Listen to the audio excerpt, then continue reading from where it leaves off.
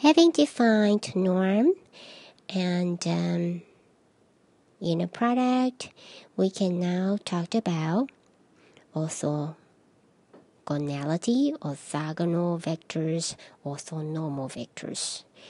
V is an inner product space, so it's endowed with a particular inner product.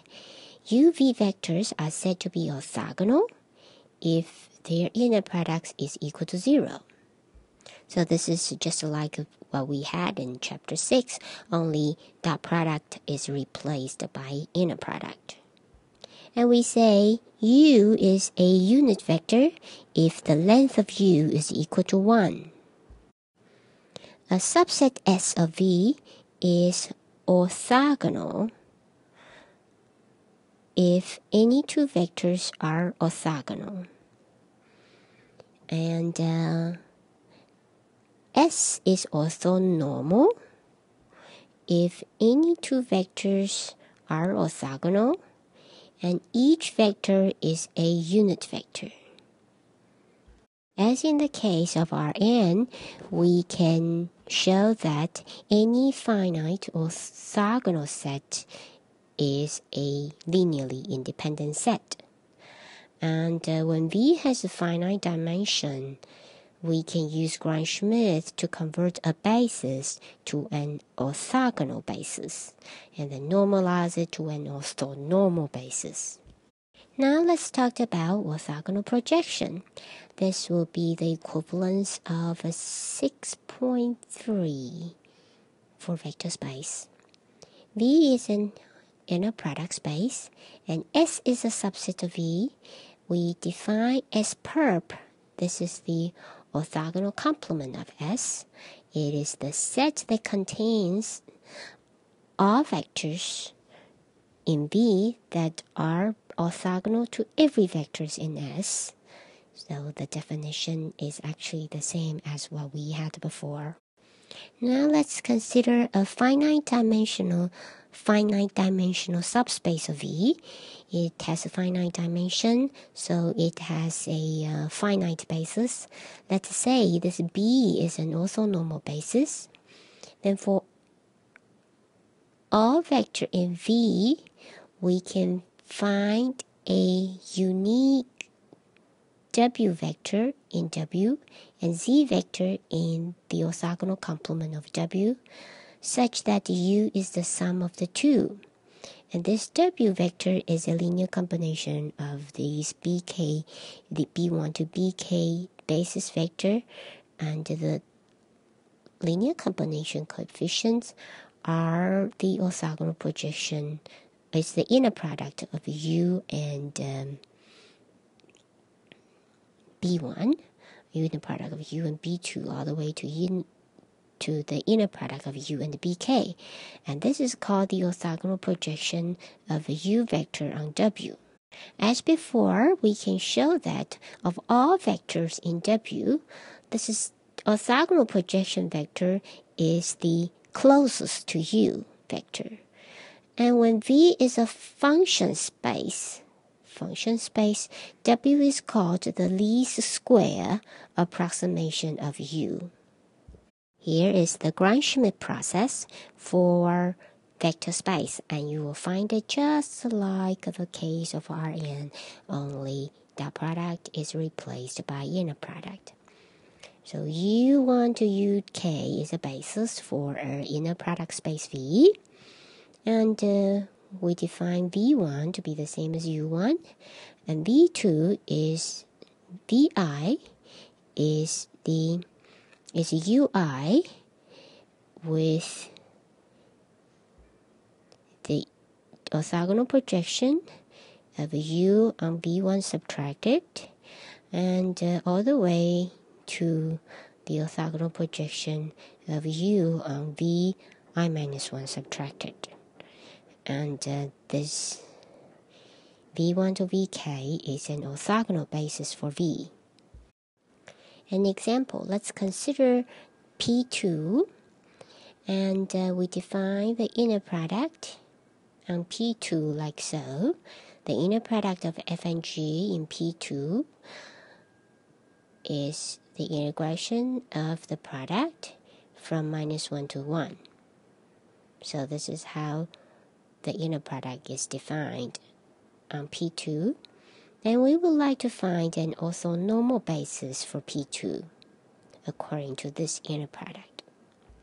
Although we don't know a orthonormal basis, we don't have an orthonormal basis, but we do know that P2 has a basis.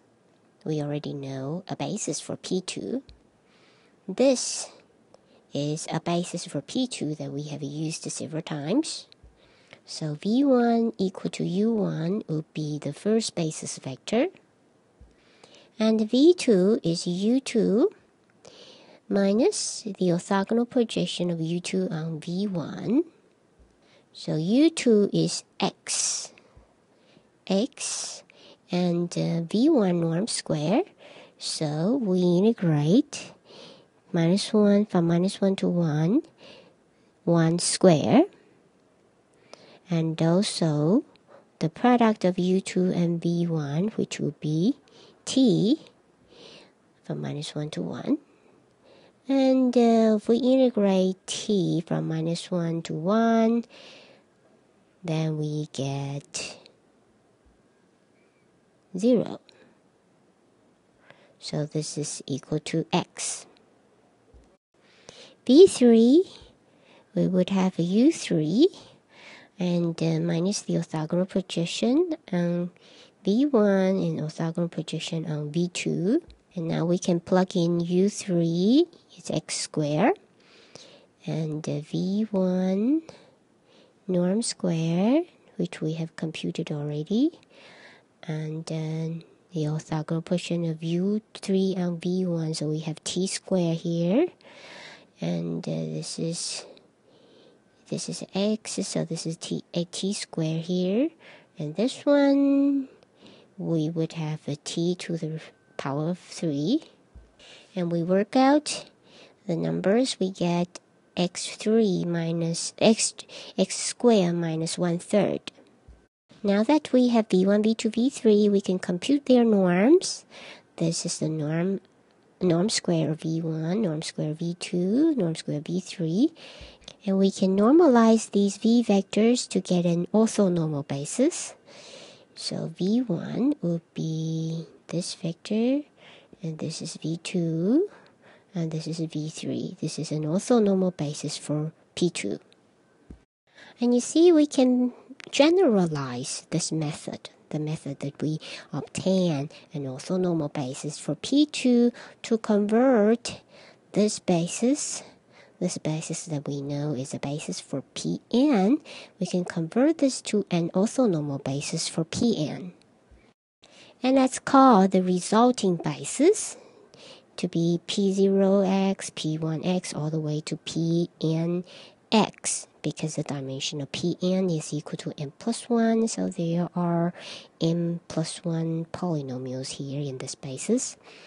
And these Pix are called Legendre polynomials. A question. Suppose we apply Gram-Schmidt, and this basis 1x to xn, and we apply Gram-Schmidt on this basis, and we obtain an orthonormal basis. These are called Legendre polynomials. Suppose we use only part of the set. We use only P0x up to Pkx, and this k is smaller than n, so this is actually a subset of this set here. Would this set be an orthonormal basis for Pk? We will leave it as an exercise. Let's work on a least square approximation example. We would like to find the least square approximation of this function. This function is a function in this inner product space. But we would like to find its approximation as a polynomial of degree less or equal to 2. So that means we will want to find the approximation in P2. And we know of all vectors in the subspace W, the orthogonal projection is the closest to U. Let's use this result. Now what would be our W here?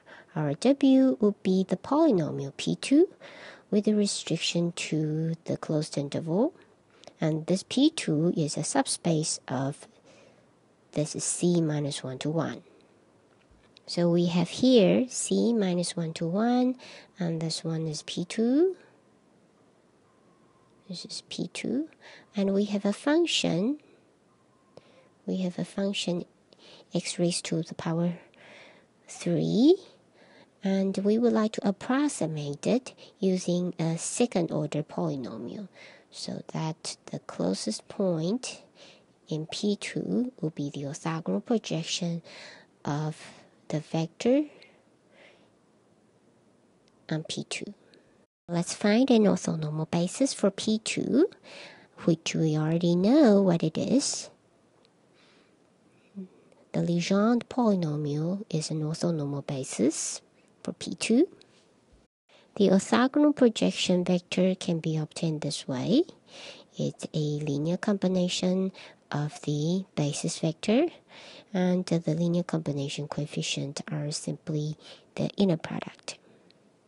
So the orthogonal projection of a U, this is our vector here, which is equal to the f of x polynomial on P2, is the linear combination of B1, B2, and B3, these basis vector, B1, B2, and B3, and the linear combination coefficient are the inner product. So the linear combination coefficients are the only thing that we need to work out here.